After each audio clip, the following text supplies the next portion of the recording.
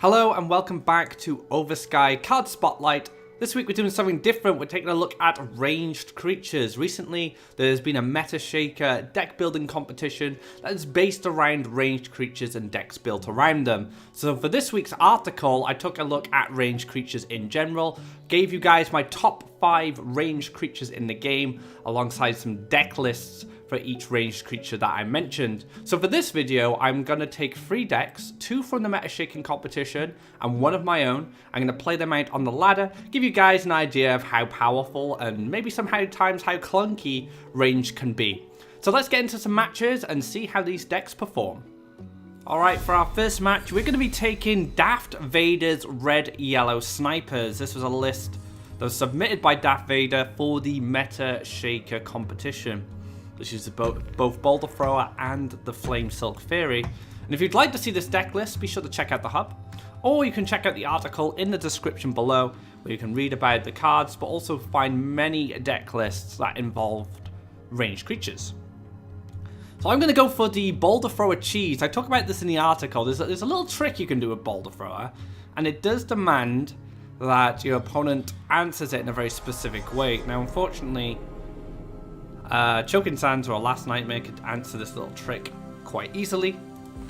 But yeah, so we go Mountain in the middle. So we're on 3 Faeria now. We go up to 6 next turn. Then we +1 and then we play Boulder Thrower. So we don't develop any lands. Oh, it's going to be Rush. This is a little unfortunate. But we're still going to go for it anyway. We've committed. And we're actually the gatekeeper for R111. Let's see if R111 can win this game and transcend to the rank of God. To a desert, to a King's Faithful. Some weird cards show up sometimes. Like, I don't even know what to make of this. Yeah. I'll take a desert here,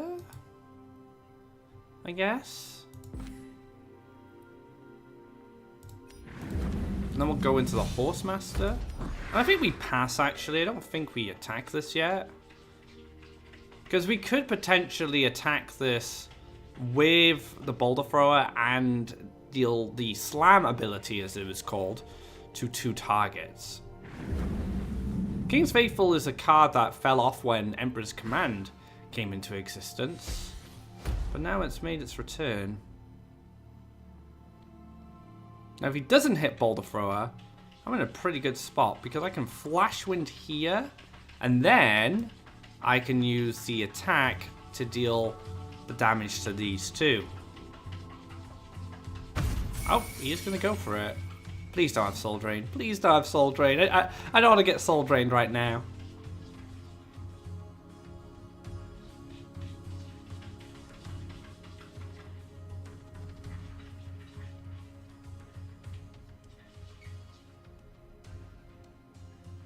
Curious. I'm curious to see what he does next.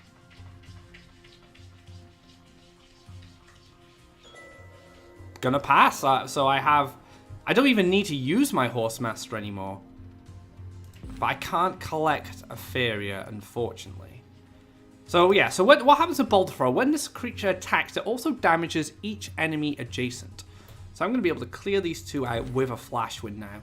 Like I said, the sad thing about it is I won't be able to collect any Faeria, but my Boulder Thrower will live to tell the tale. Alright, let's bounce back. Pew pew. I'm going to move the Horsemaster into the middle to block any potential wind, well, not even wind soldiers really, any kind of haste units from attacking from the center. Goes for a draw, so this needs to be removed before any haste units can do anything. Double Soul Drain. And so now we just do what we did last time, and we just go into another Boulder Thrower. So the second Boulder Thrower comes down. It's going to cause some trouble, I can imagine.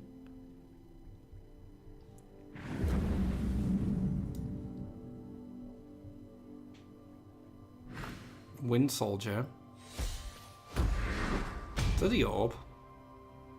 Probably to activate a Kaleem's Prayer. Into a Deathwalker.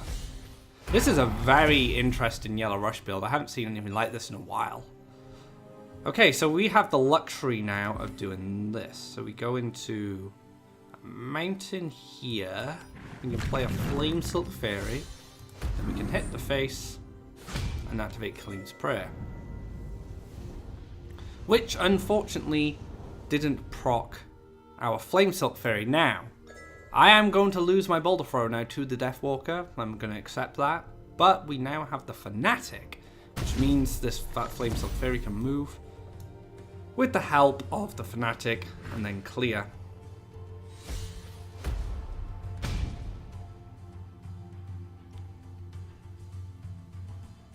Prayer. Okay. I wish I had some removal. If I had like a Cypher's Wrath, I'd be in a much better position. So I can still draw into Flame Burst. I can still draw into Cypher's Wrath, which is going to be ideal.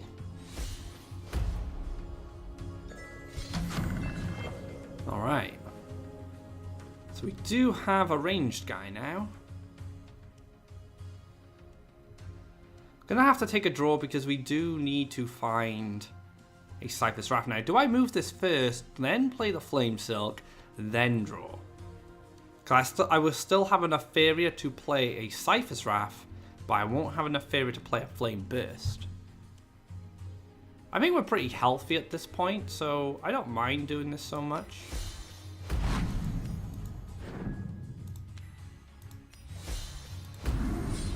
Another proc. Oh, the Cypher's Wrath. Everything just lined up perfectly. And now we have two Flame Silk Fairies, and our opponent has used two Soul Drains and the Wind Soldier. So we're going to be able to kill everything that's played on these desert tiles. Another prayer. Sad times.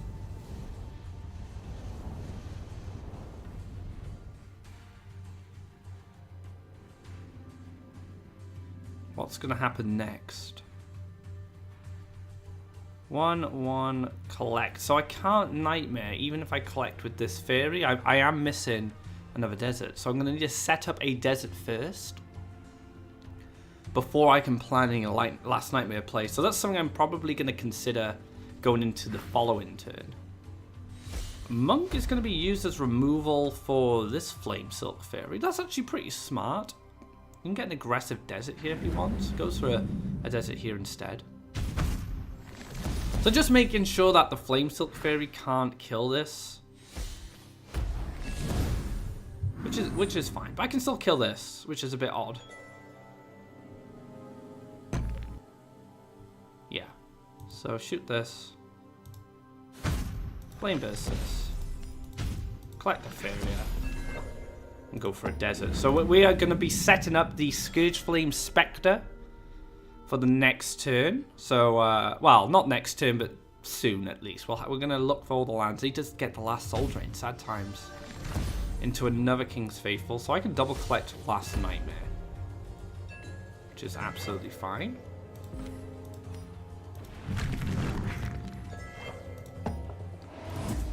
So a lot of prayers have already been used, a lot of removal has already been used, so I'm hoping now that our opponent is starved of Faeria. It's going to be much more difficult to get things going. It's going to be a follower, so I can double collect into Cypher next turn, play this defensively. Oh, another King's Faithful. Man. So Cypher in this position is going to be very handy.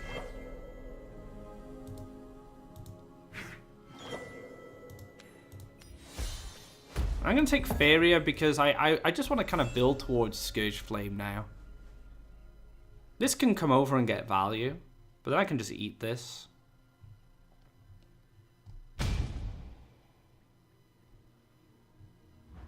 Yeah, it's going to get the value, unfortunately.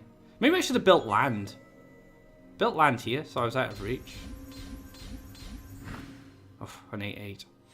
That's not good. So this has been kind of a relentless rush game from my opponent. Flash Wind isn't going to help here.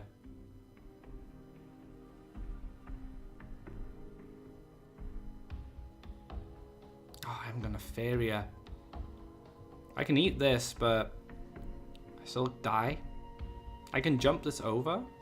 Yeah, so I'm going to have to do that. So I'm going to have to eat this up. And jump this over to this spot. Yeah. Okay.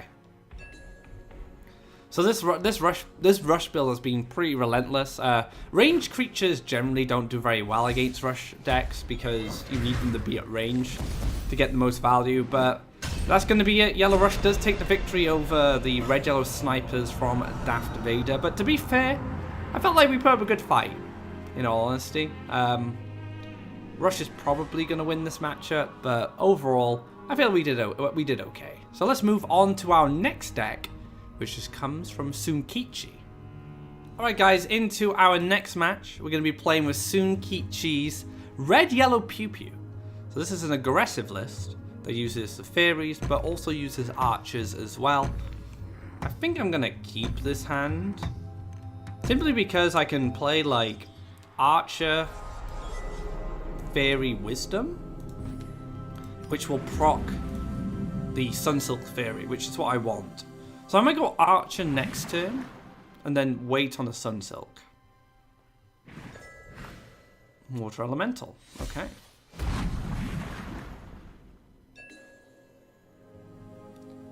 So picked up a Flame Burst.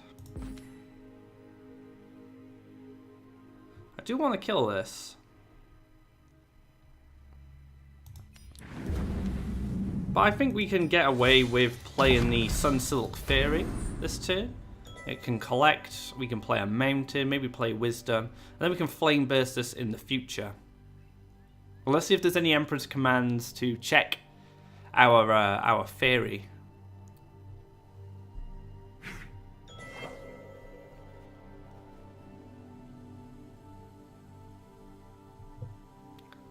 So yeah, we'll see what's going on.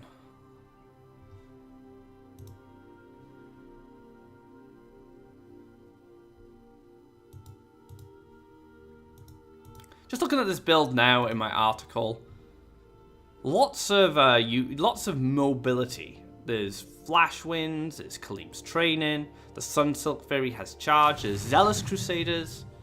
There's a lot going on with this list. It's really cool actually. And if you guys remember some of my older content, I love archers and I love anything that uses events with these archers. Take the Wisdom. Now, if I had the other Mountain, I'd be in such a good spot because I could shimmy across with the Flash Wind. Well, I could shimmy +1. See, that doesn't work. No, let's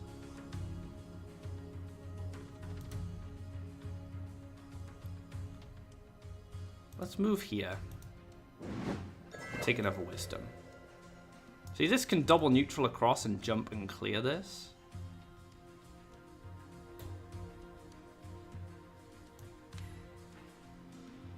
Okay, another Wisdom. Let's see what happens. Oh, more Flash Winds. Lovely. Okay, so now we just do this.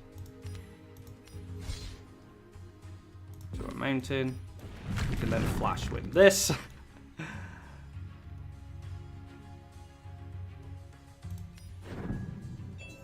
And then we can shoot this. This is the thing I love about archers, man. All the mobility tricks. You can just move your archer along and then just snipe arena, whatever you want. The double Wisdom into the... that was a pretty nuts draw. The double Wisdom picking me up all my Flash Winds. I couldn't ask for much more, to be honest. So yeah, looking pretty good so far. Lake, Elderwood Embrace.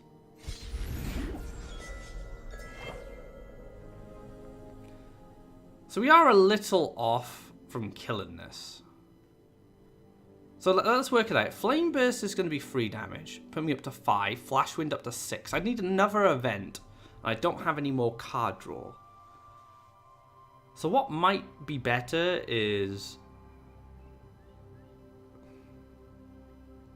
maybe I just hit face? Maybe I Flash Wind, hit face, Desert into Zealous Crusader.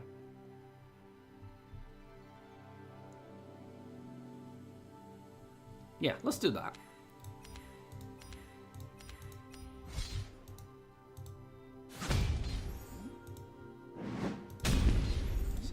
We're going in, guys. So the Elderwood Embrace came down to protect the Water Elemental. But now I'm ignoring the Water Elemental. I don't have enough damage for it, so I'm just going all in. Push 9 damage next turn, have a Flame Burst in hand. I like this deck. This deck is really cool. It's like an aggro version of Blue-Yellow Pew-Pew. And it's called Red-Yellow Pew-Pew. I really appreciate a list like this. Now, what does blue-green do from this point? There's no mobility.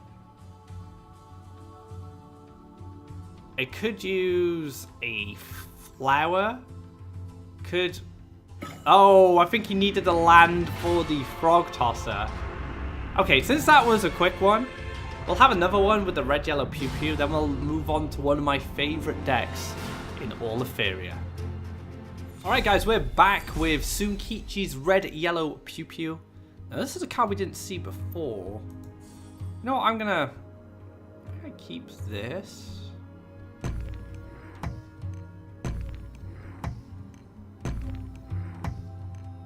I think I keep this. I'm not too sure. I need to play this deck a little bit more. And Zealous Crusader, unfortunately, making its way back into my hand. I want to pick these up later. Yeah, let's start off with a Desert in the middle. This is going to be our Archer spot. Now, the one thing that could be a problem with this build is the Archer wants a center spot, but also the Flame Silk Fairy. So maybe the Flame Silk Fairy... I don't know, maybe the Flame Silk Fairy takes positions on the wells and then shoots the collectors, whereas the Archer deals damage up front. Or it's the other way around. I don't know. I haven't seen Sunkichi play this. This is just a list that was submitted to the Metashaker competition. This is looking like red combat at the moment. And that's going to be a boss. No, it's going to be a Grimguard. Okay. So we'll take a mountain here. Let's move out of the way. We're still vulnerable to the Horsemaster, but it's something I can't avoid. It's just going to happen regardless. Didn't proc. Unfortunate. So now Groundshaker is a little miserable. But this guy is of a reasonable size now, at least. If the Grimguard was the Horsemaster down and hit and then Flame Burst... at least I've done 4 damage to it, and maybe my Sun Silk Fairy can just finish it off, even if it doesn't proc. As for this Flame Silk Fairy, I'm not entirely sure where I want to put this yet. It could go on a mountain in the middle. Who knows? We'll see what our opponent gets up to.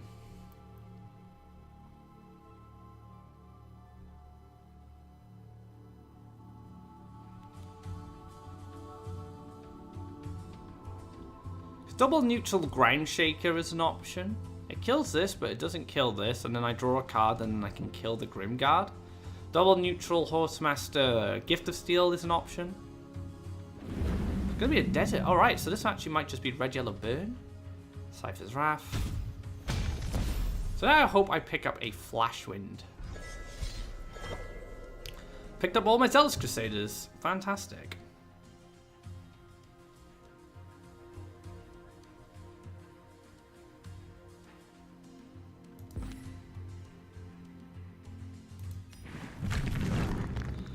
This is awful. No other way to describe this. I'm just gonna pass. Like, if I play a Zealous Crusader, that's not a winning play.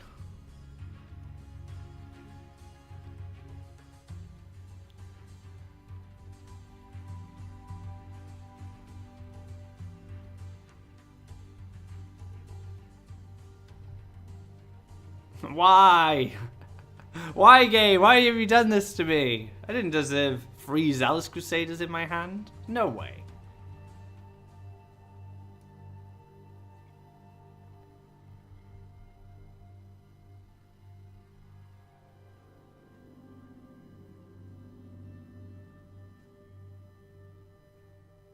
Where is our opponent going? So this is going to set up a Scourge Flame land.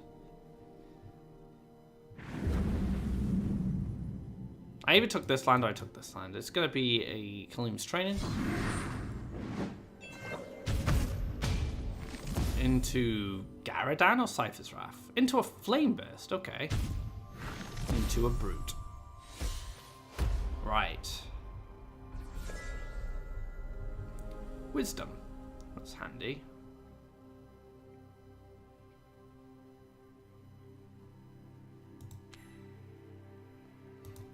Right, let's Wisdom. Oh, this is ridiculous.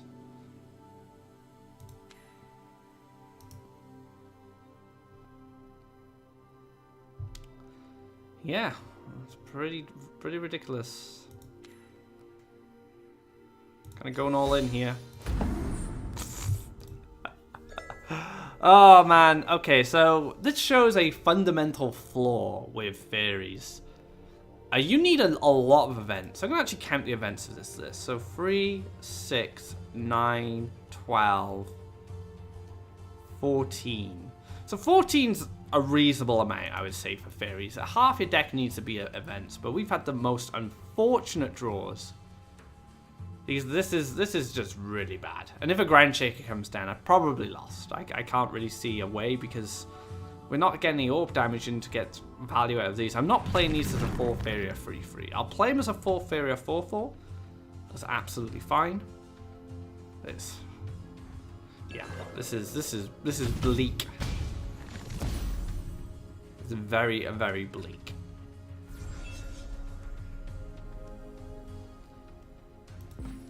Oh my goodness, I picked up a... Right, so we're going to have to use this on him. Kill this. And then we play an Archer, I guess.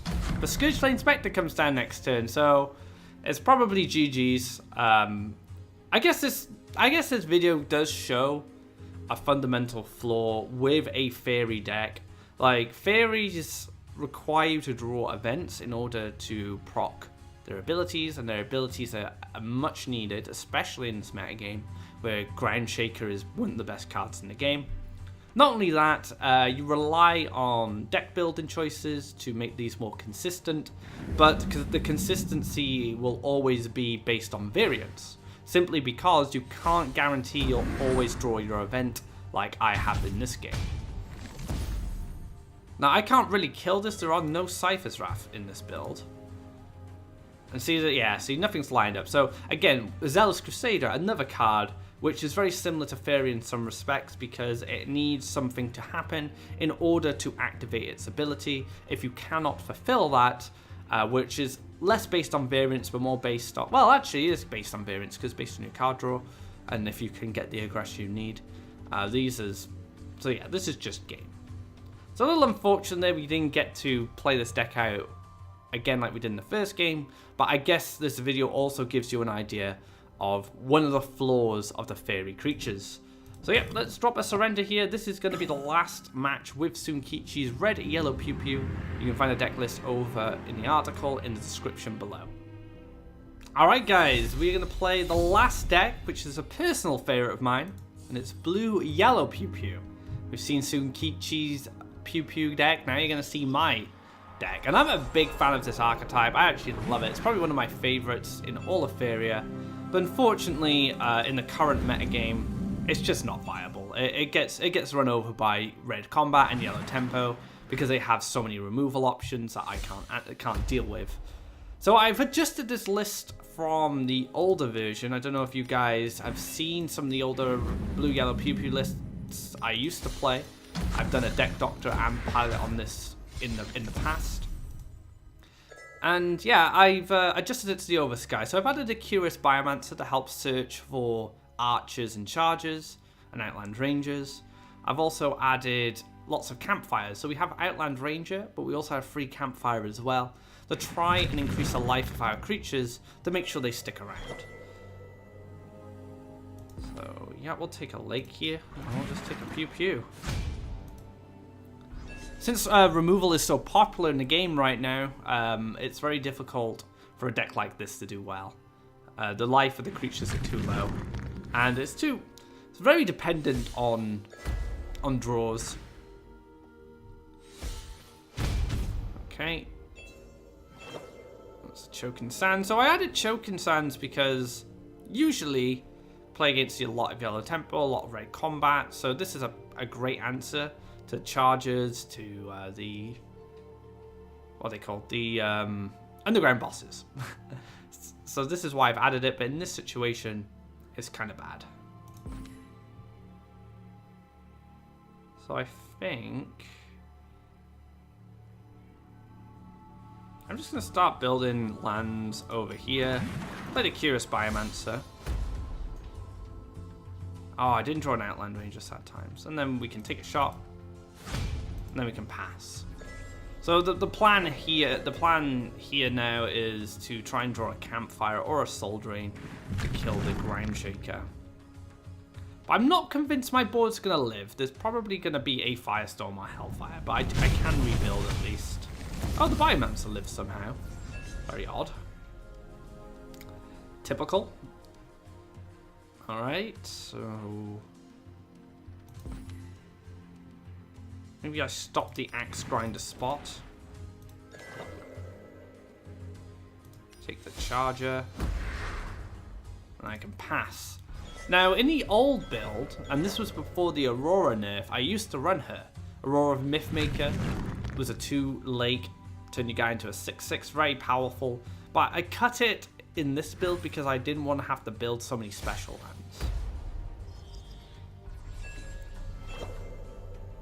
So no mobility picked up, unfortunately.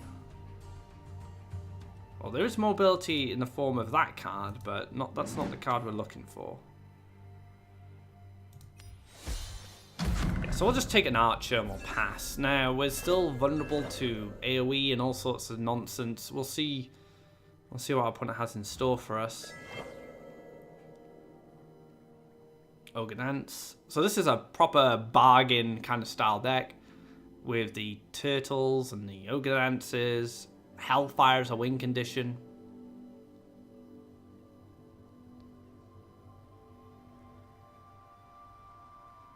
Hopefully the Ogre Dance kind of hits something bad. Yes, okay, now we can get somewhere.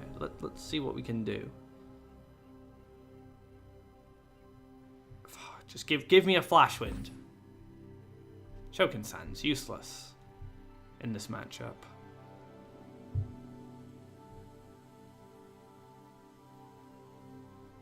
Maybe I fly this up. I can clear the right side. It's probably worth it.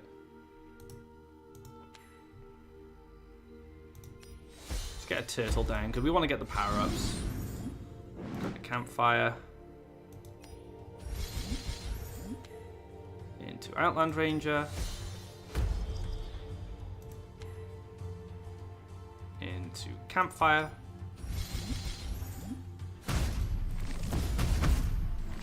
There we have it. So now we have a turtle building up.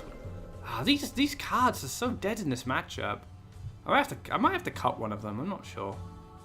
Against red combat and yellow tempo and yellow rush, these cards are going to be useful. But against a big bargain deck like this, they're not going to be useful at all. All right. Draw. Nice. How much damage can I do? So this is going to give me +2, +1, 7, 9, 10, 11, 12, 13, 14 damage this turn if I want it. Yeah, let's do it.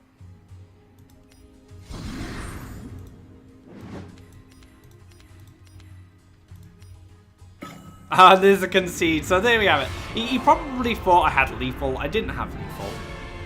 But when you see a turtle flying towards you, you must just assume the worst. And there's a victory for Blue Yellow Pew Pew coming back. Even though the Choking Sands were a little useless, at least we got the win. Let's get into another match. Alright, into our last match. See how we do with the Blue Yellow Pew Pew. We're going up against a rank 17 God player. And we have a Flash Wind. Well, we have 2 Flash Winds and the Archer. This is a pretty good hand, unless my opponent's playing red or yellow.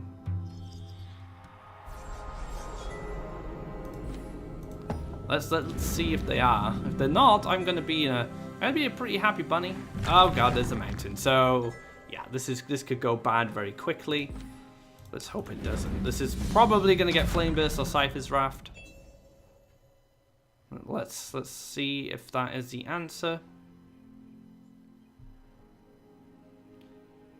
Explore mountain boss. Always boss. Always boss, guys. No removal. I am blessed. So I can actually clear this. Oh my goodness. I didn't think it was possible.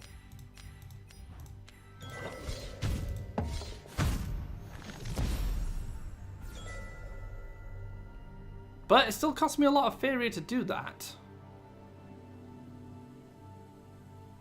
My opponent has 6 Faeria. Can play Groundshaker now. Yep. So Groundshaker coming down more aggressively this time. Probably lining up for Horsemaster, which is a little sad. We're going to move this here and then we're going to pass. So basically we're making sure that Horsemaster can't work this turn. I can double neutral Horsemaster here, but it doesn't kill my Archer.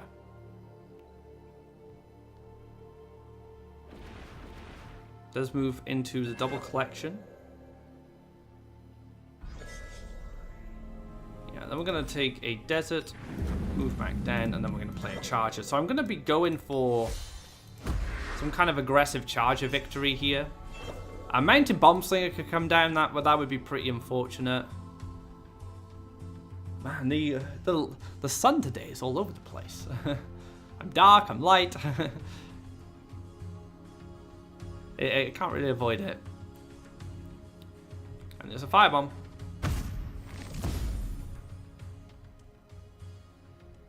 And this is going to be another mountain into the Axe Grinder. I'm going to take 5 damage. And I believe there is a Horsemaster in hand, so I'm probably going to take 10 damage next turn.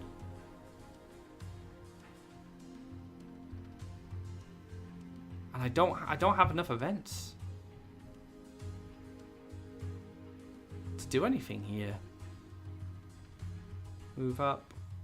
I can shoot this.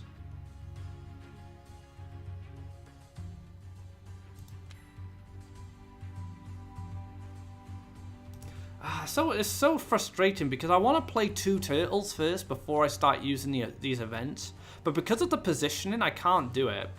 Because if I play the turtles, I block myself. Unless I move across here and shoot. Which I think I should do. Because I do need to get these turtles going. So I need to get at least 1 turtle online.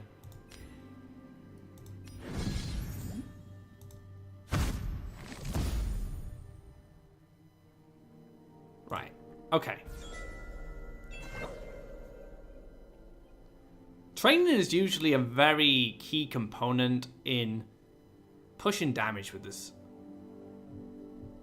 Pushing damage with this deck.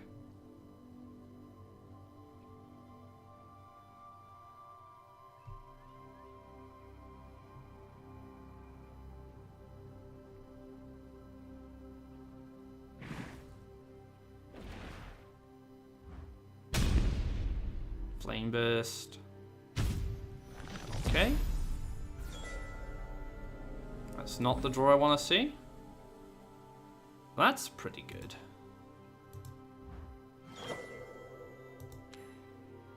Let's get another turtle down. This Archer is just a bait more than anything. It's just trying to get the Groundshaker to hit the Archer instead of hitting my face. I don't think he's going to fall for it. He might do. He might move and hit me instead. Bombslinger. This is so sad. I hate playing against red. It's just answer after answer after answer. Really frustrating. Choking Sand's not very helpful here. Guess I'm going to play the Outland Ranger. I'm going to campfire this. and just hope for the best. I need to draw like a training and a flash wind. I've already used a training. If a mountain axe grinder comes here, I'm probably not going to be able to answer it. So it's tough. Like red is definitely like the best deck in the game right now, and you can see why. It just has answer after answer after answer. It's very difficult to keep anything on board against them, and especially when you're running a deck with a lot of low life creatures like blue yellow pew pew.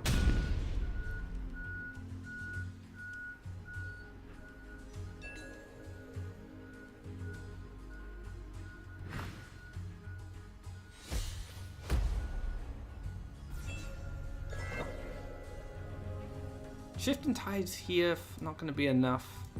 Let's draw. The Soul Drain's not too bad. I've actually got something going on here. Let's take another draw. Curious Biomancer. Ah, that's pretty good. So we can Curious Biomancer now. Pick up a lot of creatures. We can then Choking Sands here. We can then move Soul Drain. Then we should train in, move here, and then we can Archer. Alright, that was a really good turn for us. The Choking Sands did work out in the end, and this is the reason why I put in the deck to hit the underground boss. So we managed to get that. The Soul Drain lining up with the Outland Ranger was pretty nice as well, gave us a bit of life, lets us kill the Ground Shaker. Things are starting to look good for us. Now, the 9/8. A 9/8 turtle is not easy for red to answer. And Curious Biomancer can kill the Bomb Slinger. There was a draw taken, so no land can be built, which means Horsemaster is not an option for the turtle this turn. There's also an Archer, and the Archer's job is to snipe anything that's summoned here. Ooh, please, please let me pick up Flash Wind. Oh, this is beautiful, guys. It's unfortunate we can't get... Yeah, it's kind of unfortunate that we can't get, say, Outland Ranger into Campfire because we have to use this. But we can go into a Charger.